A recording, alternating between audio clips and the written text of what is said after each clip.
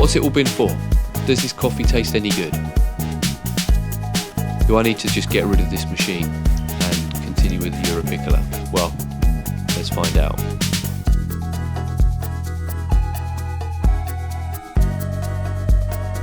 Hey, pull up a chair, come on in, and let me tell you what I've managed to do with this coffee machine. Before we get too carried away, let's rewind. I bought this machine in February this year, and in that time, I've cleaned it.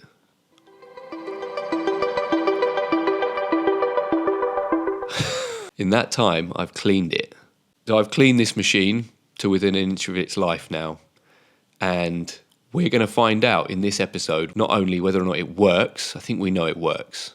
We know it works, everyone. Don't worry, we know it works. Cool yourself, calm down. It works, but does it taste any good? We have got it back assembled, we got it back together. Spro is going to spew out of this machine. We're going to see whether or not the water is tainted, whether it's infected, contaminated. I set myself a pseudo deadline. There's nothing like a fake deadline to build pressure and tension in this narrative, right? So here we are. Can I get this machine up and running before 3 o'clock? Where if I drink any coffee after 3 o'clock, I know that I won't be getting off to sleep very easy that night. So we're on the build laps.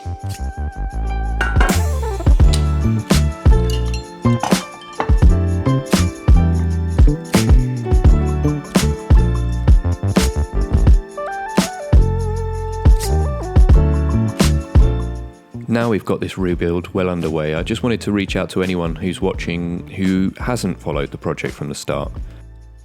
You're probably one of the 90% of my audience who's not subscribed. Hi, welcome to the channel. I've got videos covering this vintage espresso machine project all the way from the beginning. I've even shared a bit about the history of this machine and a huge problem with its design that explains why it's so rare today. So if any of this sounds interesting to you, give this playlist a go and don't forget to subscribe to follow the next vintage coffee project. Anyway, that's enough from me for now. Let's get stuck back into this build, and once it's all back together, we're going to be able to find out if this water problem's sorted.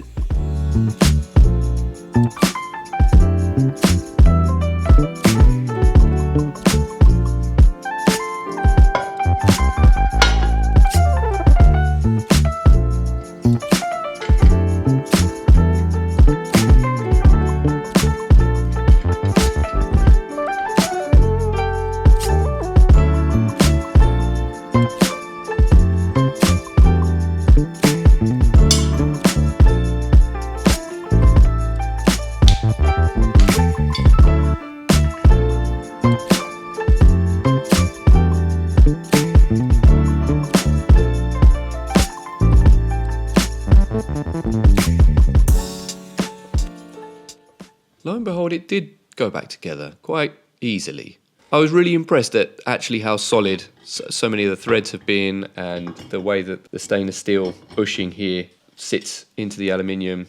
The top coil assembly slots right down into the brew chamber. To be honest, it was an absolute joy. After I made sure that it was all clean, I was really confident that this was going to be up and running in no time. As I hinted, this reassembly was fairly uneventful. The thing that I really appreciated was that all of the seals are in great condition. I pretty much know that the interior of this boiler is super clean and ready, and all the pieces are going together. Luckily, I didn't lose any. It's been so long that this thing's been apart that I did actually worry I'd lost the sight glass at one point. But the sight glass went on beautifully. Those little cap nuts went on. They're almost just a little more than finger tight. Copper nut on top was cinched down, so I was super confident this was going to hold pressure. And we were ready to pull our first shot. All this cleaning, all this effort, where does it land us? This first shot, is it going to taste any good? Is this water clean enough? Well, before we make a shot, we better run some water through to find out. Does it smell and taste any better than before?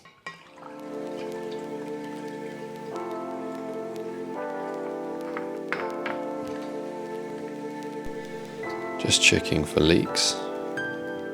So far,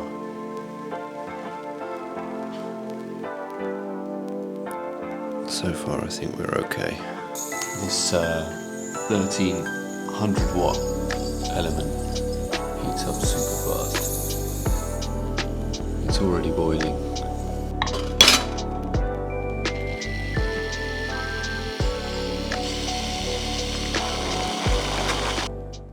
First one comes out pretty grubby.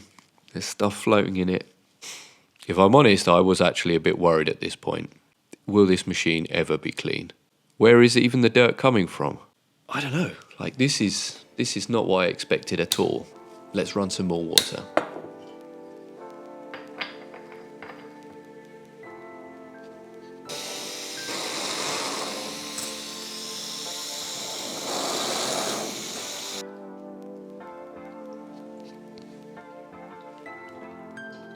Okay, this is what I was hoping for. The water tastes sweet, untainted. We've officially decontaminated.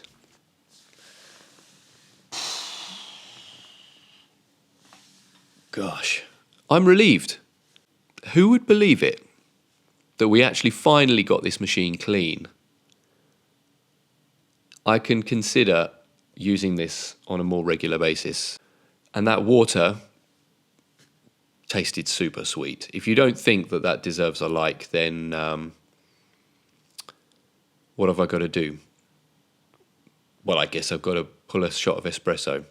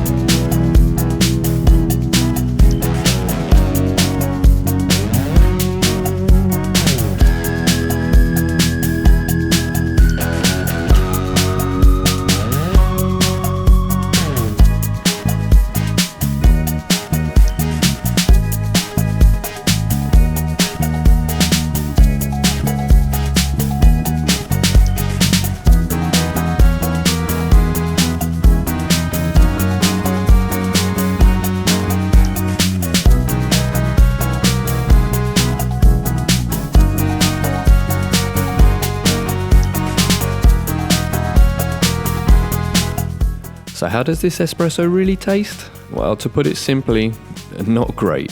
There are most probably quite a few factors at play, which I'll go into in a few seconds. But first, let's just celebrate the positives. The Microcimbali is up and running and it doesn't taste disgusting. Oh, and for anyone that cared about my self-imposed deadline, I managed to drink this shot before 3 o'clock. So I'm going to sleep easy tonight, which is also another big win. And back to the espresso, it was probably just brewed too hot. The crema had this grainy, foamy consistency, and then the actual espresso itself had this bitter taste and lacked in depth. It was all a dead giveaway to the machine just being too hot. I'm not used to how quickly this heats up and how direct the heat is, so there's plenty of room for improvement, and it's by no means a failure. I'm looking forward to getting more and more out of this as time goes on, which leads me on to the next part of this episode.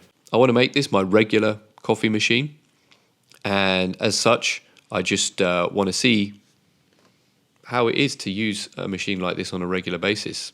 And I'm happy to share what I discover. I want to make some upgrades to this. First of all, I have some parts from the donor machine and they will go straight on. I'm excited to show you some of the progress that comes from adding those parts on.